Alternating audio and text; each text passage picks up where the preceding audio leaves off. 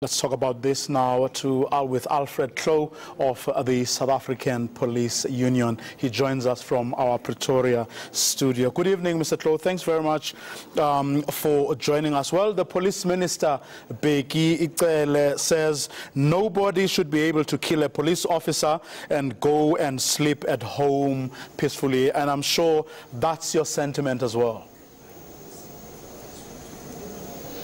Yeah, good evening. Yes, we share the same sentiments with Ndosi on that aspect, that we view the shooting or killing of any police officer in a very serious term.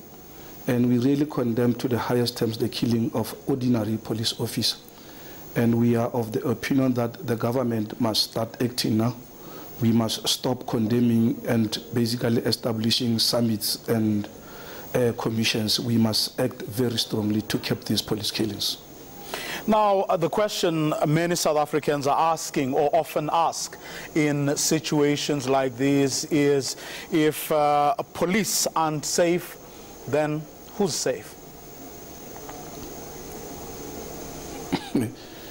No, you are correct. It is very much disgusting and shocking that the protectors of the ordinary citizens should be the one facing the wrath of their own citizens. And we are treating this at a very serious note and light.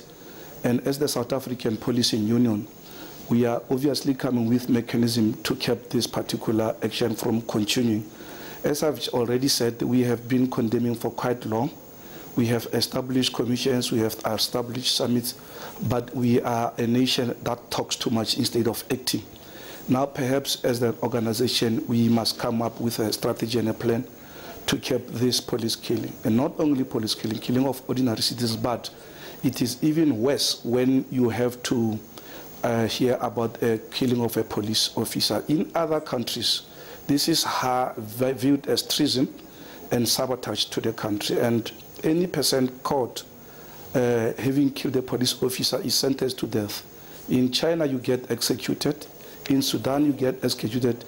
Here next to our South Africa, in Botswana, you'll be hanged for having killed a police officer. Now, perhaps it is time that we must consider amending the Criminal Procedure Act so that the laxity that the police killers and any murderer is facing in our country could be kept.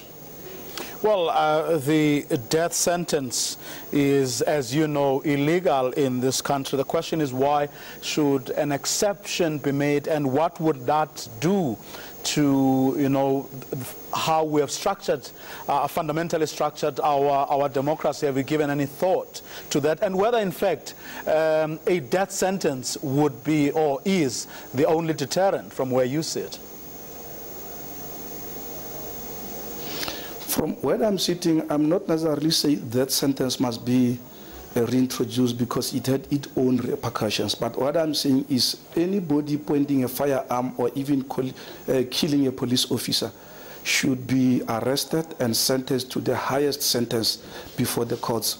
The challenge with the criminal justice system is ordinary citizens have got more rights than the police officers themselves. But if we can make sure that we amend Section 49 on the Criminal Procedure Act to make sure that any person pointing a firearm at a police officer is automatically to be given a sentence, let alone if you kill, you must be sent to jail to rot. We know basically the ramifications of a death sentence, that ordinary innocent citizens were killed in the process. But we are saying if we can have a sentence that could deter these criminals, that will deter the killers, that will deter anybody from killing anybody, the country shall have help. Currently, the Criminal Procedure Act, if you go through it, it gives more rights to ordinary citizens than to police officers. That's why our police officers are hesitant to shoot when they are put in the corner and pointing the firearm at.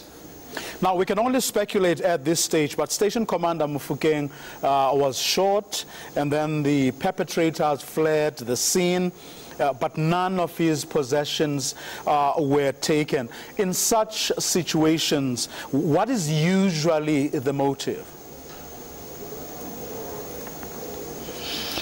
You see, it becomes so very difficult to establish a motive before the culprits are arrested, because Once the culprits are arrested, you are capable to establish what was the reasoning and motive behind killing of anybody. If you not start talking about the motive before anybody is arrested, you basically mislead the investigations.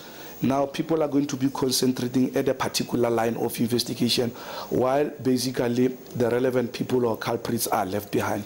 So it is difficult now to establish a motive, more so that nothing was taken, and you can only think and have an opinion, but that opinion shall not be subject to any factual finding. You can only think that it could be because the brigadier was following on a very important investigation or was about to arrest very dangerous criminals. But that is an opinion that is not having, something, a flesh on it to say, as a result of this finding, I can establish this particular motive. We can only pray very hard so that the police arrest these criminals so that then we establish the motive.